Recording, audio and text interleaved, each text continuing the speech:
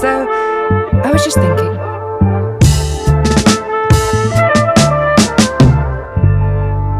Hey, welcome to I Was Just Thinking, a podcast about creative confidence.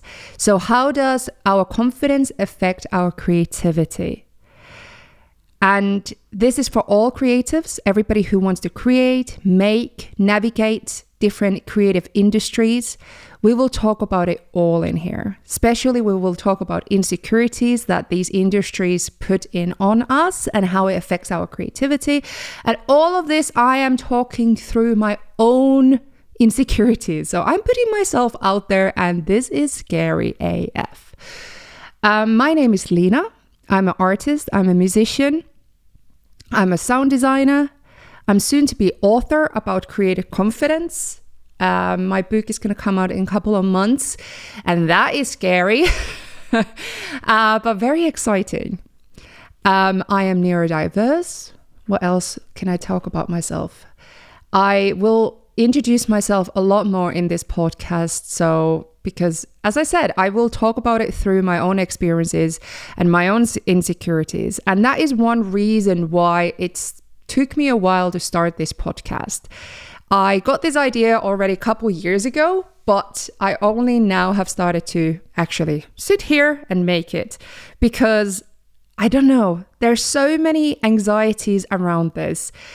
And we will open those up in this first episode, which is about fear. So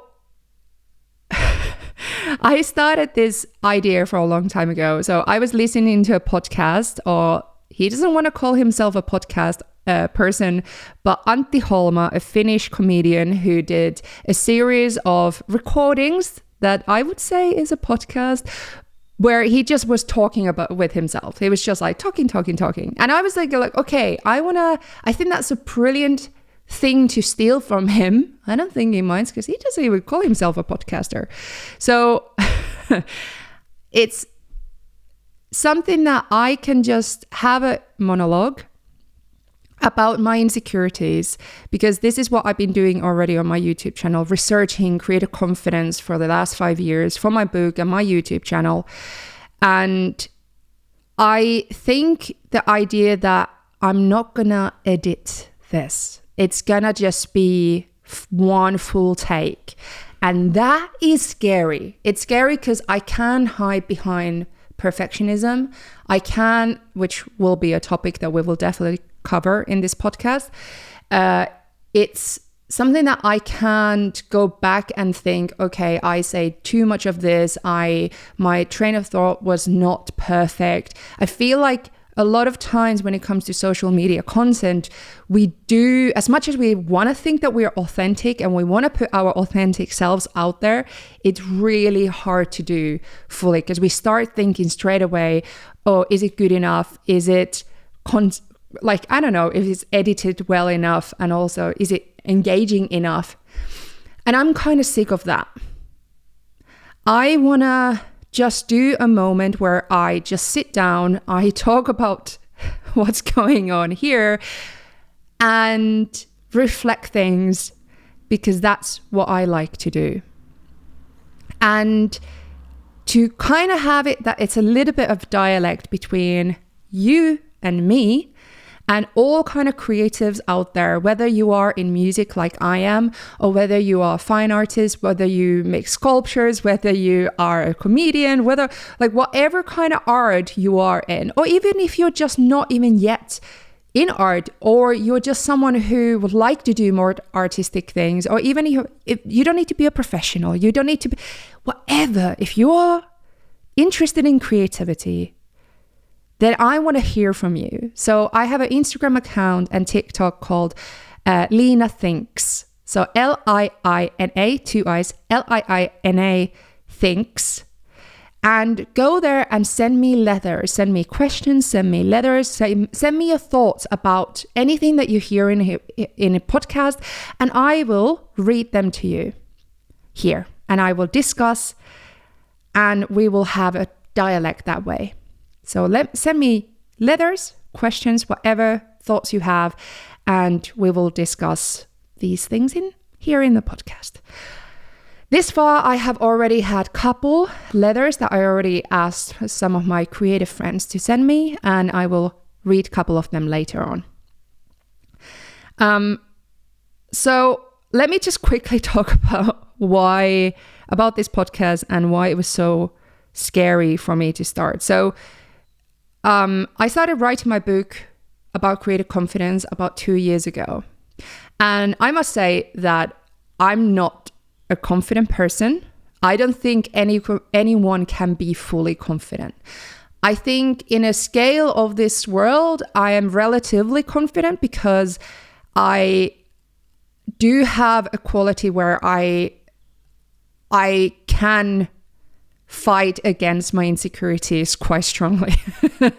But it doesn't mean that I'm not afraid or that I don't feel anxieties. I don't think there is a person who don't feel these things, or a bit like I used to be very toxically positive, which means that I was thinking, oh, that will be fine. That's absolutely fine. Yeah, there's nothing wrong. I have no, I don't know. I was like covering all my emotions behind this idea that it'll be fine. It's all perfect,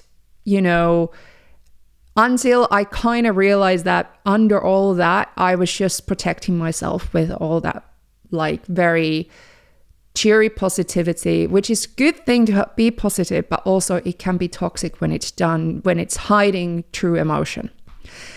So after now, like being in therapy for a while, I've kind of realized that there's a lot of anxieties about things, and there's a lot of fear. And one really interesting thing I experienced in the last years is to do with this podcast. So a couple years ago, I got this idea. And I was like, oh, I love analyzing myself, and I love analyzing the world. I love thinking about things. I love psychological concepts. I love talking and helping people with their anxieties or their creativity and so on. So I decided that I want to do this, and I just kept on pushing it. I just kept on for some reason, I just felt like I didn't have the time, or it was not the right time. I just didn't get it done. Considering I'm someone who usually gets my projects done, like I usually do find the time when I really want to do something. So I don't know, the first year, I just was giving myself a lot of excuses around it. And then what more time went, and the more I went to therapy, I realized that it was not about time. It wasn't really about like whether I had the time to do this or not. It was the fact that I was afraid to do it. And I've only realized this last year that I was actually very scared about doing this podcast. I was very scared about launching my book. And there's a couple reasons for that. Because I wanted to do this without editing it. I wanted to do it very raw, just who I am. And it's very exposing. I have been feeling a lot of imposter syndrome about this, because who am I to talk about, psychological concepts, or who am I to talk about or help people with their creative confidence? Who am I to think that I could do it as a coach? Because I love it when I can help people with it. And that would be coaching somebody.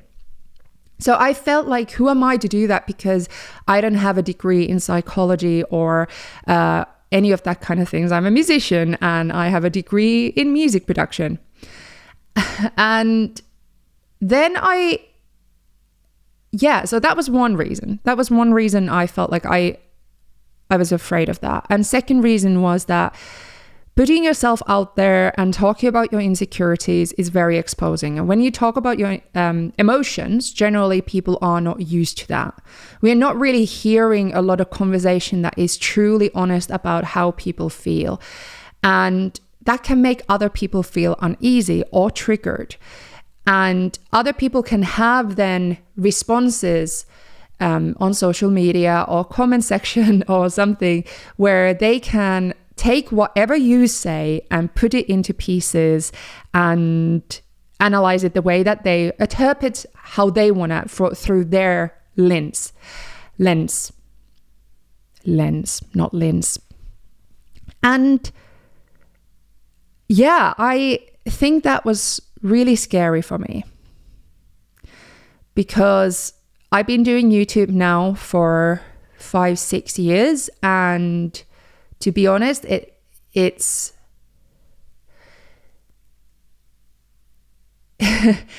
yeah, there has been moments where like the exposure of putting yourself out there so much in over 400 videos has been very exposing. And what I mean with exposing is that you're not fully that person who you are on camera. You are so much more. You are so many emotions and so many aspects of you, but people kind of take something small and they make that whole your identity, or they create ideas who you are. And it can become very confusing for you and who you think you are as a person when that happens.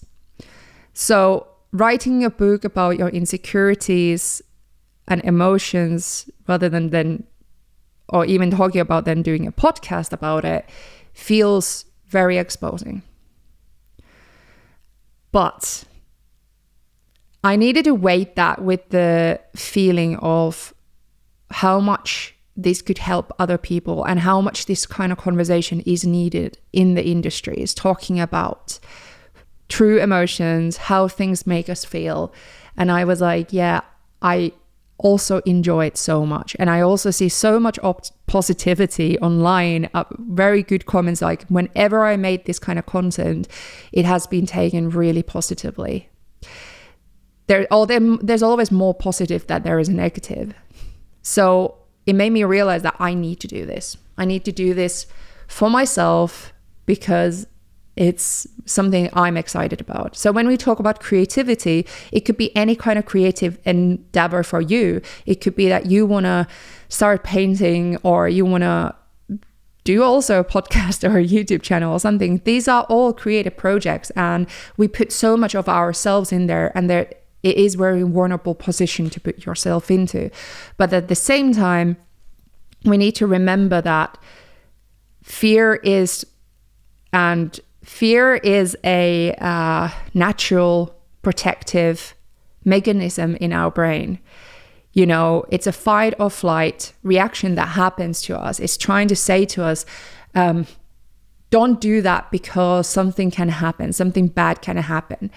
All these fears and anxieties, yes, they are valid, and it's good to listen, like if it's gonna be good for you as a person. But at the same time, if we leave too much for that, I feel like that reaction in our head, the fight or flight reaction, sometimes is a bit too overprotective.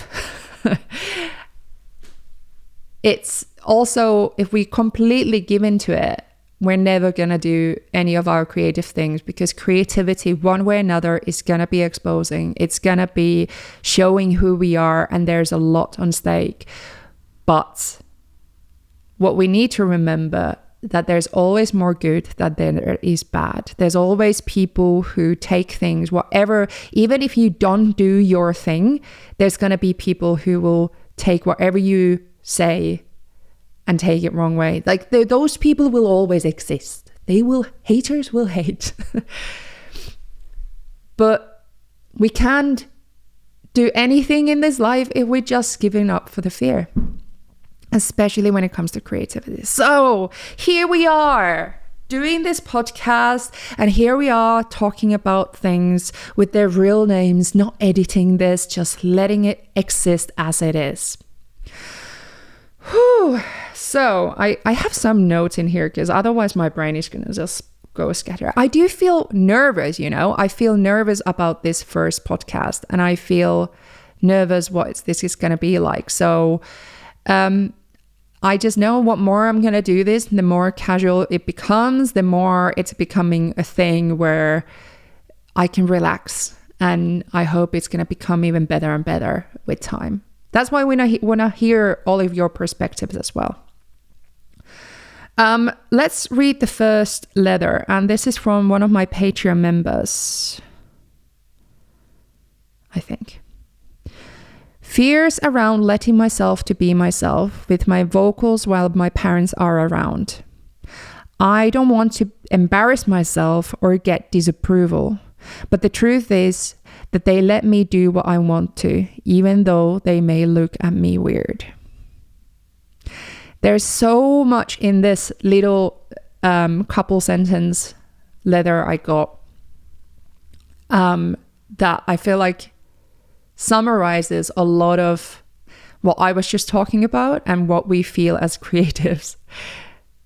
So the first sentence, fears around letting myself be myself with my vocals while my parents are around. So this person is clearly wanted to sing and want to record their vocals, but when the parents are around, they're feeling very self-conscious about it and they don't want to embarrass themselves or get disapproval.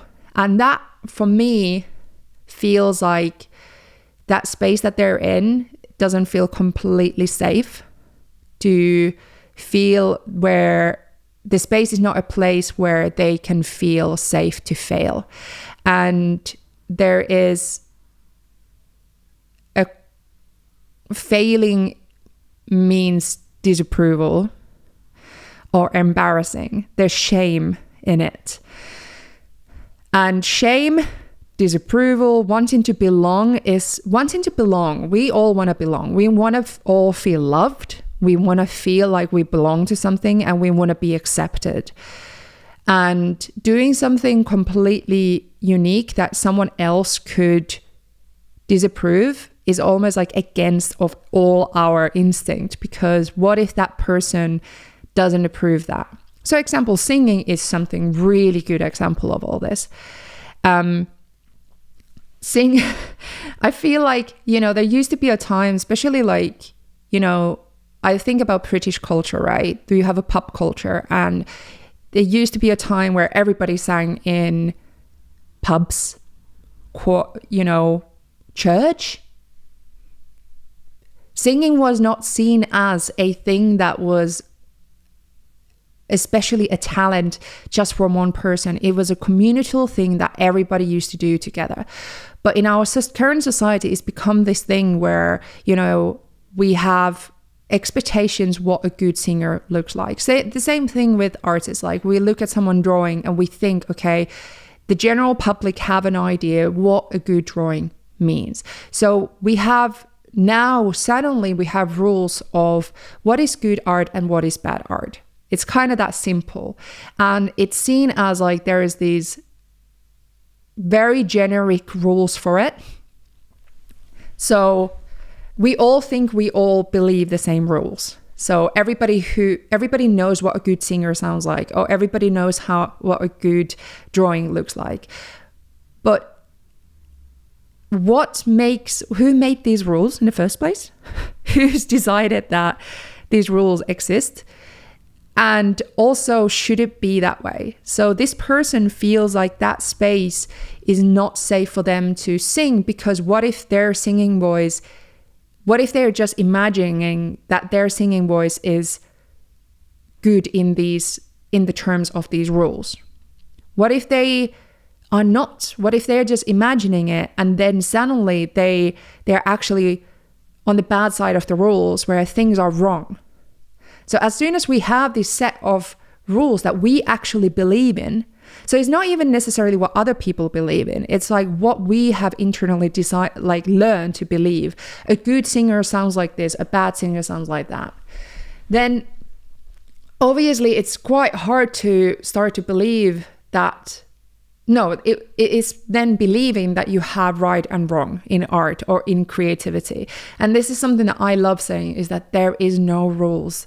You can't fail in creativity. You can't.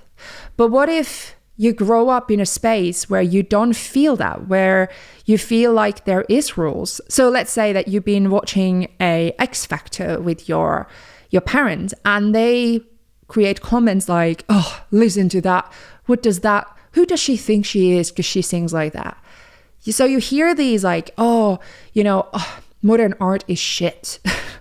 You hear these sentences, flying sentences around the different topics, and you start believing that those are the standards that are going for.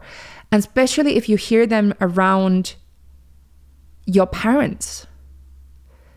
What if then you try to do modern art or art, and suddenly all these little sentences are flying around in your head thinking, well, is this something they don't like because they said that about that other person, or they said that about themselves or something? Then that space doesn't become safe for you to explore without feeling like there will be failure. Like there's shame in trying. Like you can fail by opening your mouth and singing. And this whole conversation then kind of goes to validation and feeling that your emotions are validated, that you feel validated, and you, especially family. Oh my God, why is it always family that is the hardest one to get the validation you need from?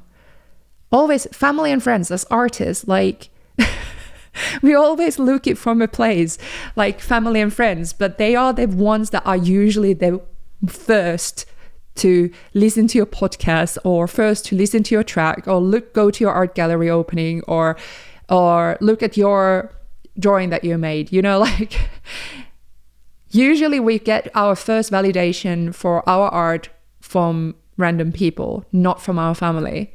And it's really rare to get it from your family. We want to belong, and we want that love from the people that we care the most, but they are usually the ones who struggle giving it the most. And that's where we are looking it from those places because we want it from them. But the sad fact is that we need to stop looking validation from those places, and we need to start looking it from those random people, from external communities and the people who are going to give it to us. Because then you will find a safe space where you can sing and you can explore and sound silly and feel ridiculous and outrageous without feeling embarrassed or feeling like you're shamed or all those feelings. Because then you say the last sentence, but the truth is that they let me do what I want to, even though they may look me weird. So that kind of tells me that they do kind of judge, but that's not judgment towards you though. That's their own fear. They're putting their fears to you. So their reaction is actually nothing to do with you. You know that they will love you, whatever you do, even if you sing, even if you explore whatever you want to explore. But what happens quite often is that the people around us put a lot of their fears to us. So there will be like, oh, why do you want to do music? Because there will be no money in music. Or, oh, come down from the stage, come down, you will embarrass. Oh, that's so embarrassing. Oh, that's so cringe. Why do you make these videos on social media? They're so cringe. All that feeling of like shame for somebody else is actually usually your own reflection of something you can't do. It's your fear. So often people around us put their fears to us. This is them kind of putting the fear on you. They look at you weird. That's them feeling uncomfortable because they couldn't do what you're doing. Or they couldn't be in that position because they feel afraid. And it's quite empowering to start recognizing that as well, I do think. The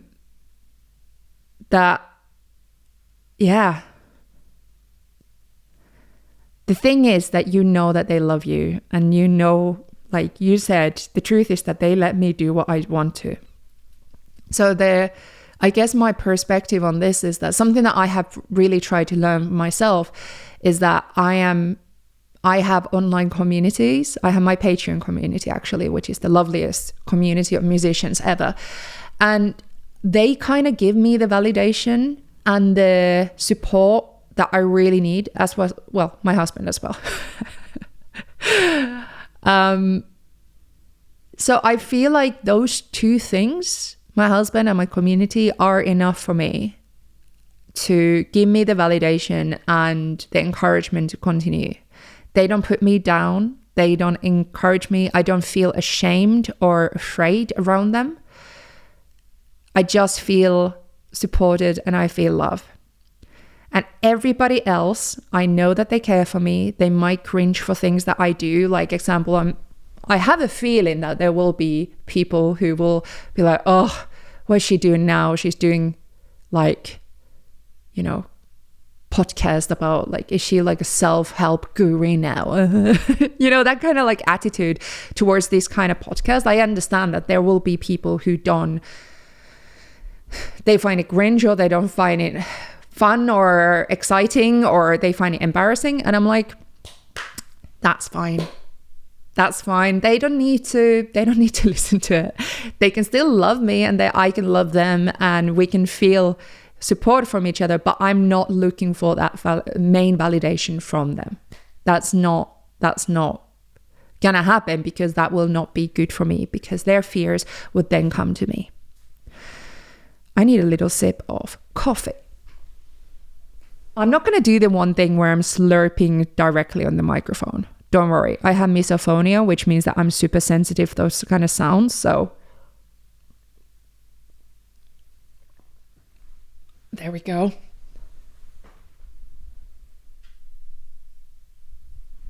And this is going to be a thing where my camera only records half an hour at a time, and then it shuts down. So I need to keep on pressing that record button. Maybe I need to get a new camera at one point. Okay, there was another letter. And whoever is new here and doesn't know me, I am not English native speaker. So my English is kind of funny sometimes. That was the insecurity I also had. Like, what if my English is not good enough? What if I say things that doesn't work? That just sounds ridiculous. And I'm like, oh, but that is me. I am Finnish person who speaks English. I live in England. That is who I am. My existence. Take it or leave it. Okay, this is from my video editor. Little message. Obstacles can come from both internal and external sources. For me, many of my internal obstacles are beliefs that I internalized from society, which can make it hard to separate them from my own thoughts and feelings. One of those biggest challenges I face is the fear that my work is not cool or edgy enough, which makes me question my abilities as a creative. I often worry that other editors might judge my skills and that clients will regret choosing to work with me. These insecurities can be amplified by the competitive and cliquey nature of the creative industry. I hear you there, which can make it even harder to break through those negative thought patterns. I relate so hard.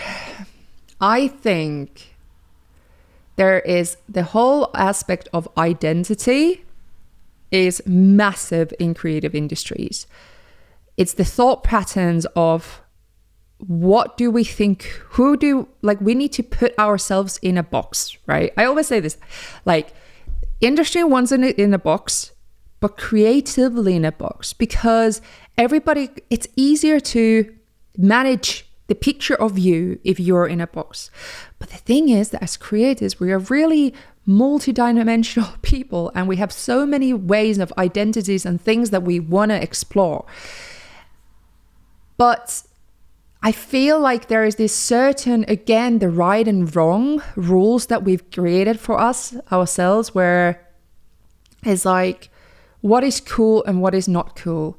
Well, we're looking at then a demographic of certain type of people that we consider are cool, but why do we think that they're cool? So it's usually rules that we create, isn't it?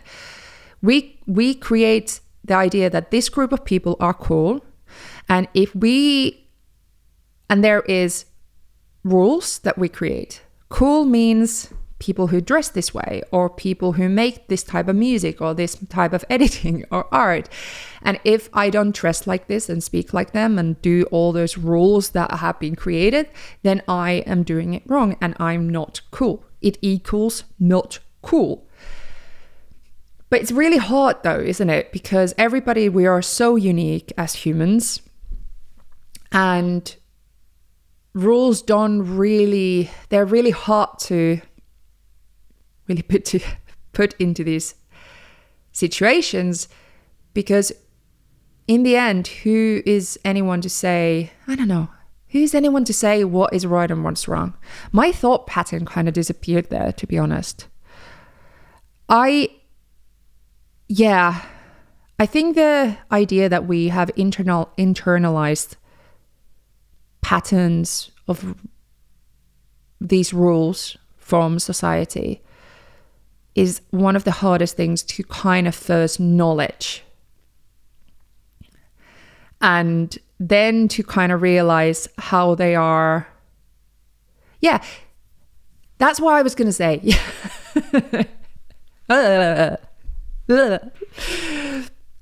Like it kind of comes back to, again, validation and wanting to be accepted, isn't it? Because we have these rules so that we create, so that we want to belong. So we think someone is cool because we admire them, or we think there's something amazing about them. So then we want to belong to that group of demographic that we are really liking. So then we are putting a lot of pressure to ourselves to act that way and talk like that and dress like that, or whatever it needs to be part of that and to belong, because we want to belong. But I think that problem becomes, and where it can become confusing, consuming, is when those rules create so much pressure to ourselves to act a certain way, that we put so much pressure and we feel like if we don't do those rules, we fail. Is anyone following here anymore? I feel like my thought process, I'm just saying a lot of words, rules and validation. There was actually one thing I wanted to say about fear. All I can say is that I feel like those two letters kind of reflected, like, very related, and it was all about just feeling like the need to belong, and if we don't belong, if we don't follow those rules,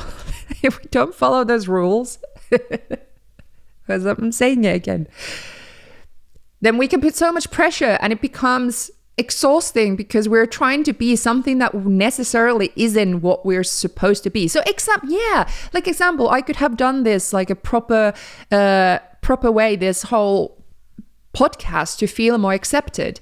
You know, I could dress a certain way to come across more professional. I could edit it to come across, like, some people will hate the fact that I don't edit this.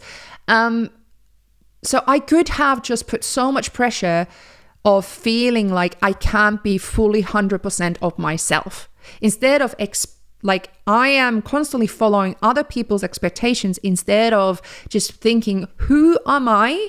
And then if people don't want this, then they can fuck off. I don't know what's the policy about swearing in podcast. Can I swear in a podcast? It's quite natural for me to swear a little bit when I get passionate about topics. So I think I will swear. So yeah, again, someone might not like that. Someone might. But this is me, so people can take it or leave it. And I think that's the kind of thing with art, is that we need to figure out where we are and what are our boundaries and what makes us cool. And if those cool people like us the way that we are, then that should be enough.